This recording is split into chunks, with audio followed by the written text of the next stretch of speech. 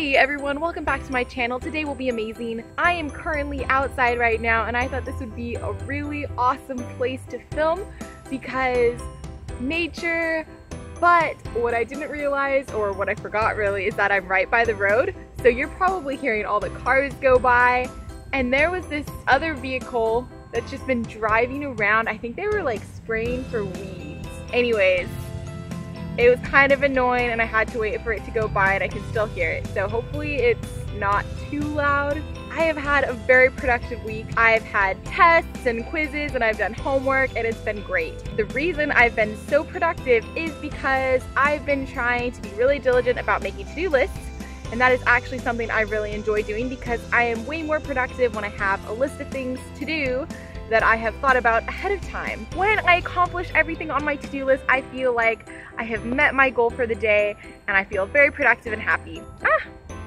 There is a spider crawling on me. Oh my goodness, nature is so natural. I love it outside, I really do. This brings me to the topic of today's video, which is setting goals. And the two types of goals that you can set, one is a destructive way to set goals and the other is a very constructive way to set goals.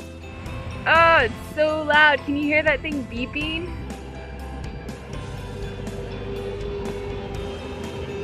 The first goal setting method is called the bullseye method. This method looks at goals like a target in archery. You have to hit the bullseye, like the center of the bullseye, to feel like you've reached your goal.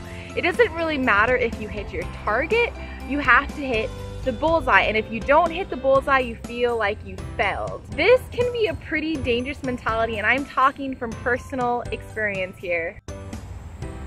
Sorry I'm squinting so much. I should just put on my glasses because it's so bright. Oh, so much better. Do I look like really mysterious with them on? Hopefully not, because I'm gonna wear them. Say your goal is getting a 90% on an exam, but you take the test and get an 89 or an 88. Since you didn't reach your exact goal, you may be tempted to use the word fail or failure. I know I've done this in the past. I've aimed for a specific grade on an exam, and if I get less than that, I'll say something like, oh my goodness, I totally failed that exam. No, I didn't. I just didn't hit my specific goal. Another common example is health and calorie counting.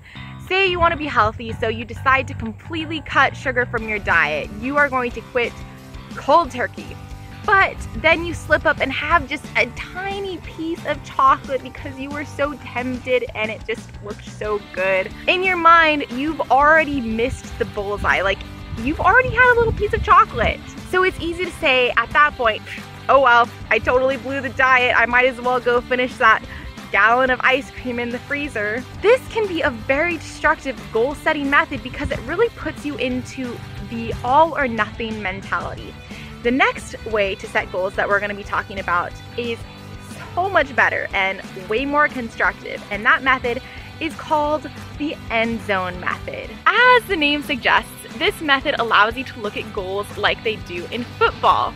To reach a goal in football, all you have to do is get the ball over the end zone or kick it over the goalpost thing.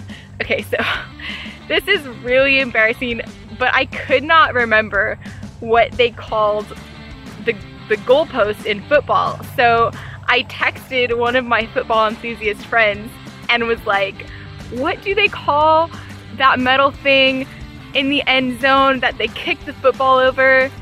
And he's like, it's the goalpost. Pardon my football ignorance, but I hope you get the point.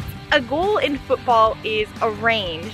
So that's not discounting the effort it takes to get the ball into the end zone. It's not easy, but it does allow for leeway. You can get the ball over from the left, from the right, from the center. You can jump in, you can get thrown in, you can kick the ball, and you still make a goal as long as the football gets into the end zone or over the goalpost thingy. This is a great way to set goals because it allows for human imperfection. No one is going to get it right all the time, so allow for a range. If you want to be healthy, make a reasonable goal that cuts the majority of your refined sugars, but maybe make allowance for a small treat in the evening or every couple of days. Or perhaps try aiming for quality over quantity. Instead of eating lots of cheap candy bars and Twinkies, allow yourself one high-quality piece of chocolate after supper. If you're trying to calorie count, rather than giving yourself one specific number like 1,500 calories, try giving yourself a range. Say anywhere between 1,400 and 1,700 calories. This way, you won't feel like you've totally blown your diet if you have 1,550 calories. The end zone method is a far better way to set goals. And goals are really important, but it's equally important not to beat yourself up when you miss the mark by a centimeter. That's why it's best to go for a range. Think like they think in football. Anyways, I hope you guys enjoyed this video about the 2 types of goals. Be sure to subscribe, check out my website, todaywillbeamazing.com, and follow me on Instagram. I hope you have an amazing, incredible, awesome, fantastic day. I will see you next time. Hey guys, for every subscriber, one poor individual is saved from trying to push a door that says pull. So do humanity a favor and subscribe. I'll see you next time.